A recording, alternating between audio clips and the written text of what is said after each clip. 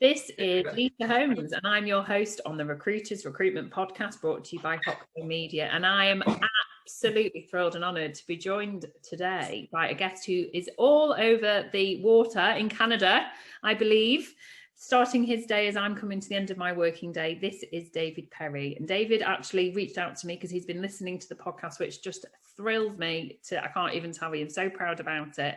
And when I looked at David's profile, I was like, wow, what experience he's going to share with us today. David is the founder of Perry-Martel, which is a search firm. He's partnered companies across the globe. He's also the author of many books, and he's written for the likes of Forbes, and he's been in Fortune magazine. He's also featured across news channels. And not only that, he's been in the recruitment sector since the 80s. So welcome to our channel today, David. How are you? I'm fabulous. Now you're making me blush. Well, those who are listening rather than watching, he's really not blushing, and he's got a very lovely shirt on, which I believe he might have bought in the UK when he came over here. Hawes and Curtis, yeah. I'm addicted now. There should be a 12-step program, but I digress.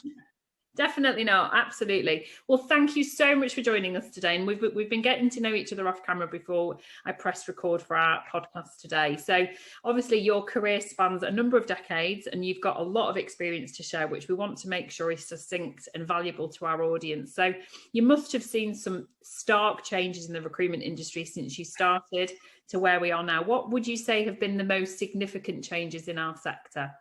The single most significant change since I started in 85, 86 is I don't have to explain anymore what a recruiter is or what a headhunter is, because back in the day, the first couple of phone calls, I probably spent 20 minutes explaining to the CEO what a recruiter was and why they should hire us. And it was just basic stuff. Headhunters weren't known.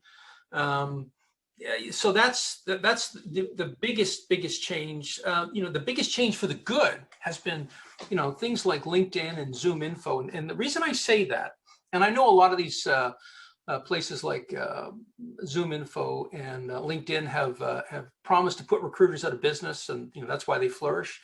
In reality, what they've really done, and and are you a soccer fan? I'm a City fan, and I was a Man City fan before they were good. So yeah, I am. So you can still buy soccer cards in North America. They're baseball cards, or hockey cards. What's really cool about what's changed over the last years that's so great for us is back in the day, if I needed a construction manager or a VP of sales, I had to literally either go to the library, make friends with the head librarian or the research librarian, which I did, by the way. I used to buy chocolates for so many of these people, and they're all wonderful. Now I can go on the internet and I can pull up data on literally, almost everybody that exists that we want to recruit has a profile somewhere on the internet. Most of them are LinkedIn, but they're like soccer cards or baseball cards, hockey cards.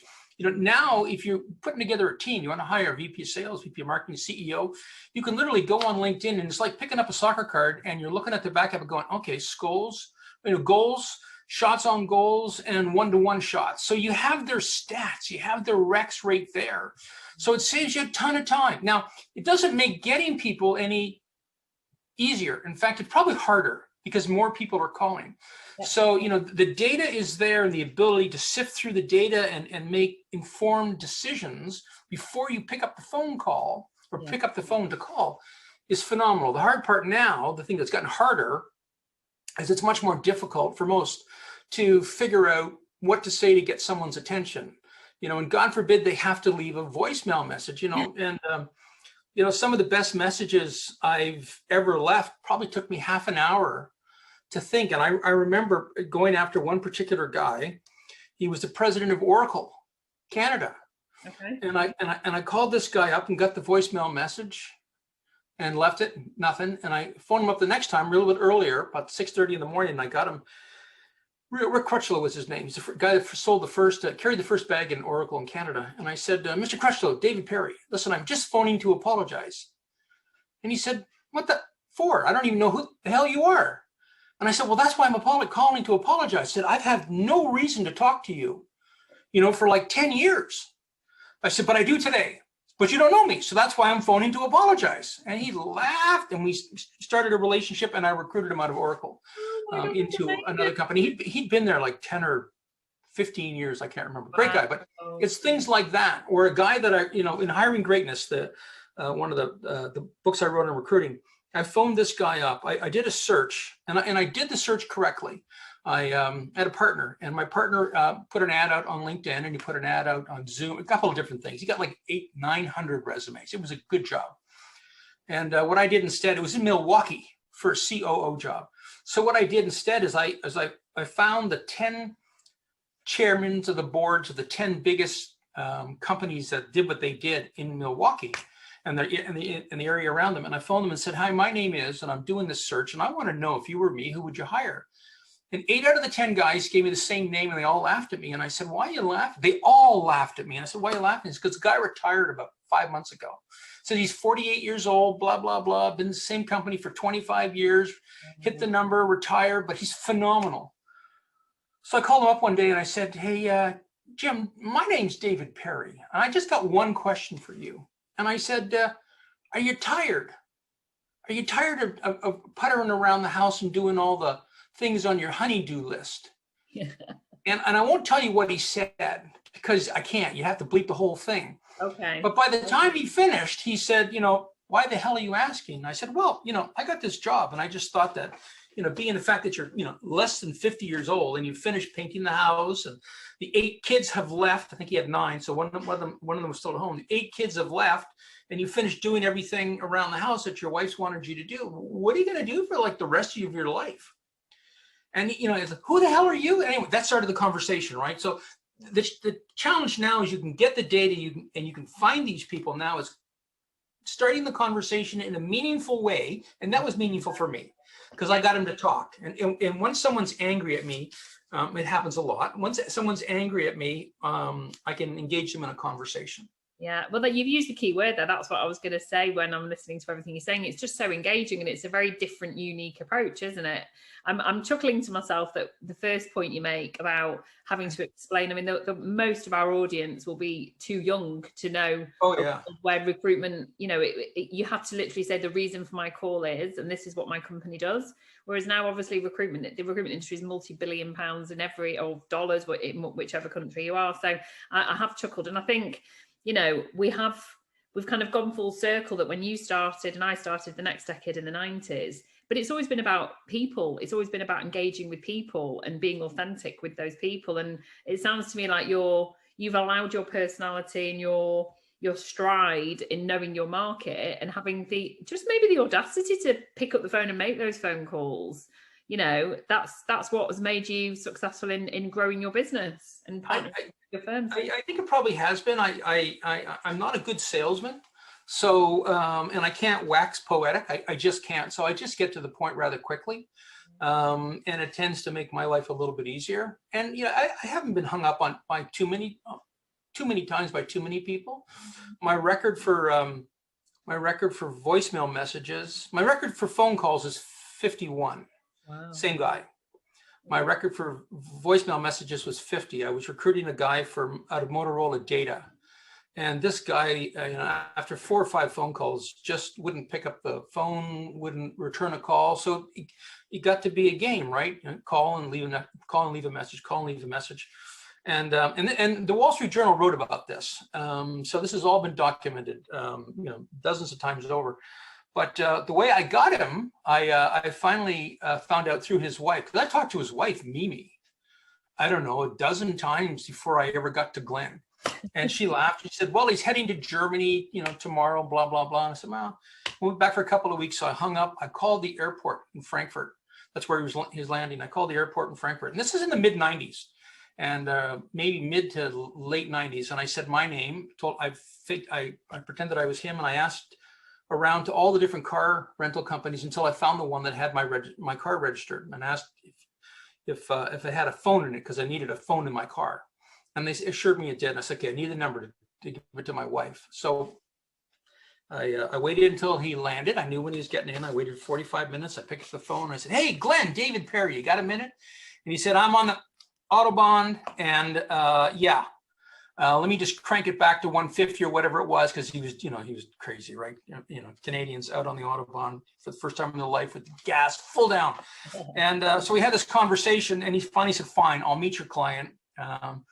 But I'll only meet him in Vancouver. So I phoned my client and I said, hey, listen, remember that guy that we were talking about? And I really wanted to get you to interview. He said, yeah. I said, well, I finally talked to him and he'll meet with you. He said, what are you talking about? I said, we're in counter offers with the guy that we recruited to be the CEO of this company, right? To replace this guy. And I said, yeah, but this is a better candidate. And he says, I said, listen, the worst thing that can possibly happen is you're gonna have the interview, you're gonna come back and you're gonna yell at me for the next week or two. And you know how much you enjoy that. I said, so go. So I said, listen, by now Marilyn his executive assistant, should be standing in your doorway. He said, yeah, how do you know? I said, well, because she's got your tickets. You're flying to Vancouver. You're meeting him 2 days from now in Vancouver. Anyway, long story short, he flew, they met, they broke bread, and he moved to Ottawa, and they did an IPO, and it was a successful run. In fact, I placed his wife. Part of the condition for getting him here was to find his wife a job as well. She was a management consultant. It took one phone call. Wow. One phone call. 5 minutes, boom, done. Well, I mean, just the way your anecdotes are just incredible. I mean, but what do you expect with somebody that's got 40 odd years? But I think the thing that's really coming out here is that you just have no fear. You just pick up the phone and you make things happen. What can possibly happen, right? I'm going through, but that's why I've written a couple of books for job hunters. Guerrilla Marketing for Job Hunters 3.0 is the third one. And I say to people when I'm speaking or when I'm writing, I said, the worst possible thing that can happen when you call someone is that they hang up on you. I said, and you just go, and you call them back and say, listen, I just called you and we got hung up. And if they hang up again, you do it again. But chances are they're going to laugh because they just realized how stupid and ignorant that they were. And you start the conversation. I said, no one's ever been electrified or smited. There's no bolt of lightning coming through your building to whack you. Very true. Just get over it and get on with it. Brian Tracy, I think it was Brian Tracy, it might have been Zig Ziglar, said years ago, you got to take 70 no's to get a yes. And, you just, every time someone says no, you just say, thank you very much. And, you're 69, I got to make 68 more calls and here we go. So it's not so much fearless as a fear of having to go to work for somebody else. And that's probably what's driven me the most over the decades. I'm pretty much unemployable. I can tell you stories. You curl your hair, but I tell my kids, my adult children, that you can either, pardon my language, you can either work for a hole or you can be one. Yeah. Just decide early. I just decided that I wasn't going to work for one, right? So,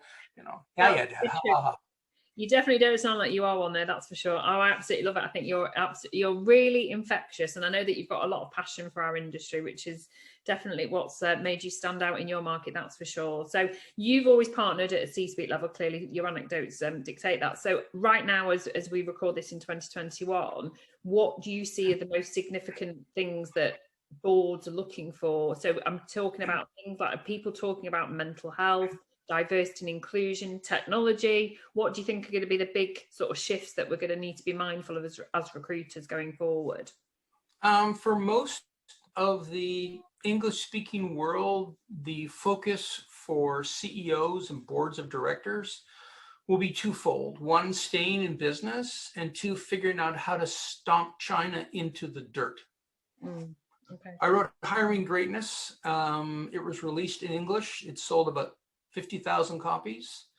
My publisher sold the Chinese rights. It sold more than 1 million copies in the first 6 months. Wow. Go figure, because the Chinese, and I have lots of time for Sun Tzu, and I've read all the books, and the Chinese only steal the best and then they repackage it and remarket it. And I'm not being facetious. They're very smart that way. They're fast followers. So for most companies, most boards of directors, it's how do we stay in business and how do we rise above the market space, and the Chinese companies that are fast coming. When I first wrote Guerrilla Marketing for Job Hunters, there were 60 Chinese companies in the Fortune 500. Last year there was 180. Hello. Yeah. When I first started writing, my ideal car was a Jaguar built in Britain. it's still a Jaguar. It's not built in Britain. Neither is the Land Rover. So a lot of things have changed. Some of them for the good, some of them not. The big thing now is we're entering the fourth industrial revolution. We had steam, we had electricity, we had mechanization with computerization. The fourth industrial revolution is now not about bits and bytes and bleeds and feeds. And technology. Now the fourth industrial revolution is all about knowledge workers and how we collectively manage knowledge workers. And when I say manage and lead, I'll put a big L on the lead. In the past, the last three industrial revolutions, it's all been about separating the job from the person, so you could do it more efficiently. Mm-hmm. No, the fourth industrial revolution is how do I get access to the knowledge in the mind of knowledge workers, right, so that I can continue to innovate. And so now it's all about emotional intelligence, relationship intelligence, corporate intelligence, and putting that team together. Britain's great at this with soccer. America's has fallen behind years ago because they're football fans, right? It's all about the quarterback and who he throws it to. Okay. Soccer, hockey, other team sports are not like that, and it's managing teams and leading teams that's going to be the most important thing. Collaboration, isn't it? Definitely. That's very interesting, and I've never had a guest talk about that before, so we will come back and visit and see whether you were right or not. So you're obviously very passionate about other topics as well, so the diversity and inclusion piece, that's something that you wanted to talk about today. So talk to us about where you see sort of diversity and inclusion, both from as a human being but also as a partner to C-suite. It's an interesting question, and I was having this discussion with one of my kids about a couple months ago, and they said, it was one of my daughters, and I have two children who relate closely to that community, and I have extended nieces and nephews who also relate closely to that community. It's been an eye-opener for my father. My point being, they asked me a question about how I treat people in that community. And I said, I don't understand the question. And they said, well, what do you do differently? And I said, nothing. I said, the whole point, I said, the whole point about recruiting at any level is you're trying to find the best person for the organization to fit. So it comes down to skills and accomplishments. And when we designed our process, we have this process called the inside out approach. It's on the website. Anybody can go and take a look at it. You can download it. It's free. You can copy it. It's all about the steps that we go through to find the best person. And although it starts with a SWOT analysis with the client, because most clients don't know what they're looking for. Most clients take the job description of the person that's just left and said, I want one of these.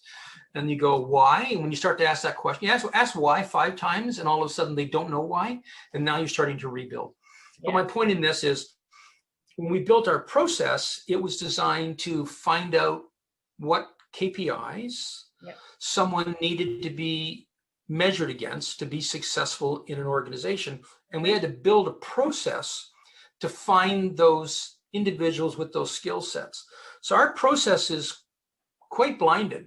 Both when we go to recruit, we're looking for these 5 or 6 things, and we either find these 5 or 6 things or we don't. And we don't, how do I put this? Outside of work, it matters not to us who you are or what you do. It's only, do you fit the skill sets? Do you fit the accomplishments? Why or why not? And then the whole conversation that we have with clients is, and we have an open process. Our clients understand, here's the list of 90 people that we're approaching. Here are the top 10. Here's why we're approaching them. They understand the skill sets and accomplishments. And when we go to them and say, listen, we've talked to these 10 people. Yeah, they're not looking, but here's why I think we should have another conversation with them or try to bring them in. We talk about the accomplishments. It's as simple as that. So the whole process is all about the accomplishments and the experience, and not so much about who they are as individuals, because really companies don't really care about who you are as an individual until they know that you can do the job. And I say to candidates all the time, clients care about 3 things. Can you make me money? Can you save me money? Can you increase my efficiency? Yeah. So if you focus on those things and stay away from everything else, anything else becomes noise. Yeah, no, I understand that. And this is how we've developed our process. It simplifies what so many people make so complicated, to be honest with you. And I think it's very true. It kind of cuts out all the noise. Yeah, it does. And I always, we do a lot of benchmarking. I know you do benchmarking too. We do a lot of benchmarking, and we take clients through a benchmarking interview and take a candidate that we think is about 90% or 85% and take them through the interview, and then take the interview apart and talk to the client about what they did well and what they didn't do well. Because we conduct all the interviews. The clients generally sit and listen, even on Zoom. We'll ask all the interview questions. I send them ahead of time. Here's what we're looking for. Here are the questions that we're going to ask, and this is why we're going to ask these questions.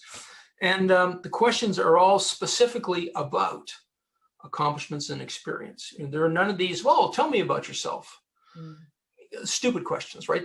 That signify that you don't know what you're doing. Does that answer that question? Yeah. Oh, of course it does. Absolutely. I love that. I don't know. Where do you want me to start? Absolutely. So you've published, you've mentioned a number of different books there that have clearly, they're out there to help people transform and improve themselves. So what's next for you? What's on the agenda for your writing career? So I have 4 projects, besides being a recruiter, that's what I do for a living. Yeah.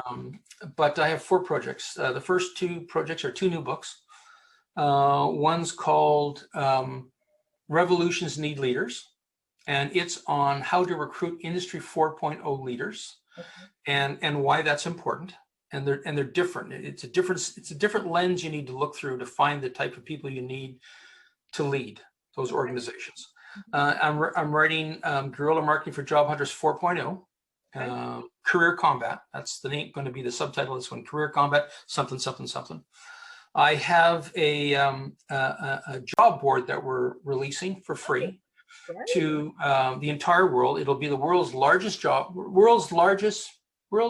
free job board for recruiters and for candidates, employers, the whole 9 yards. I was one of the originals on LinkedIn. I think I was the 117,000th person on LinkedIn. I was probably the 5th person on Monster Board, and I joined like most people did back in the day because it was a great tool, great technology, and a great story about how we were going to better the world by making jobs more freely available and all the wonderful, I drank the Kool-Aid, right? And they all turned out to be fairly disappointing because at one time or another, all of the majors have come around and said, we're in the business to, the president of Monster Board actually said years ago, we're in the business to stomp recruiters out of business. Well, he missed. He's gone, by the way. He missed by a landslide. So I'm putting this job board out there. It's called workinsight.io. There's just a standing page up now. You can register if you want to. It'll be for free. And then I have taken, I started a job search boot camp probably 15 years ago. And I took it all over the United States and Canada. And we were charging people about $5,000 US to go through the boot camp, but we guaranteed them a job. And we ran through 214 people before we had raised enough money, because we helped them get jobs, and then we took the money and we put it online. So I now have a new project coming out called mynewjobhunt.com. And it's going to literally teach people how to fish. And it's there to teach people how to fish to get a job, to both use recruiters wisely, because let's be honest, anybody listening that's a recruiter knows full well that all of their friends love them because they know they can help them, give them a hand.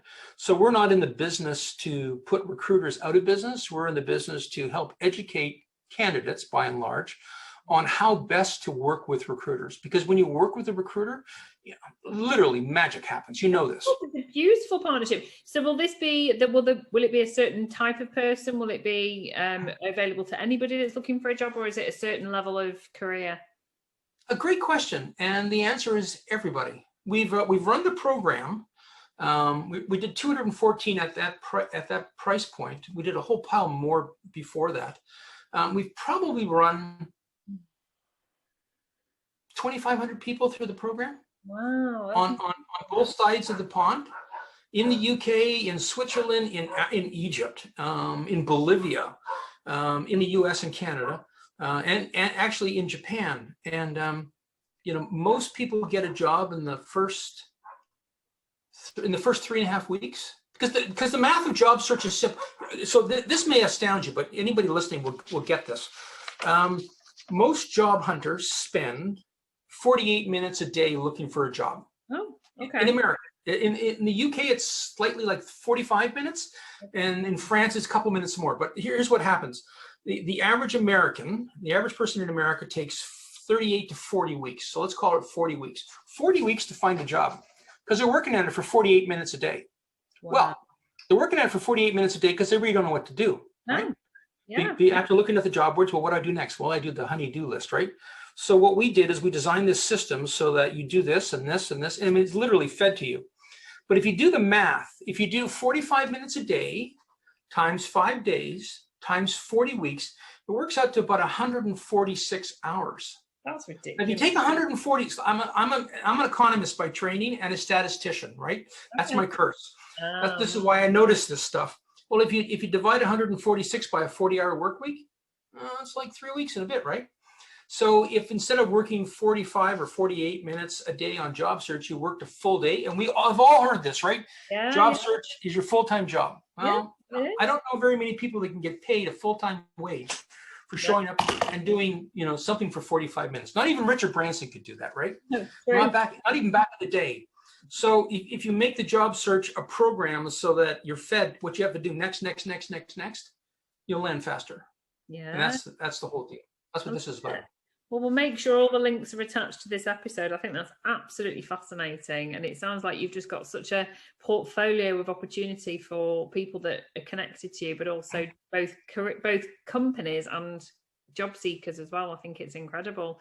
You've been a very interesting person to have on the podcast, David. Thank you so much for getting in touch with me, and wishing you a lovely time for the rest of the day in Canada. You're too kind, and I hope you have a prosperous rest of the half year. Yeah, you too. Thank you very much, dear. Well, it's certainly boding better than it was in 2020, so that's a good thing, isn't it? Absolutely. Nice to have met you. Thank you so much for joining us. Thank you, ma'am. Bye.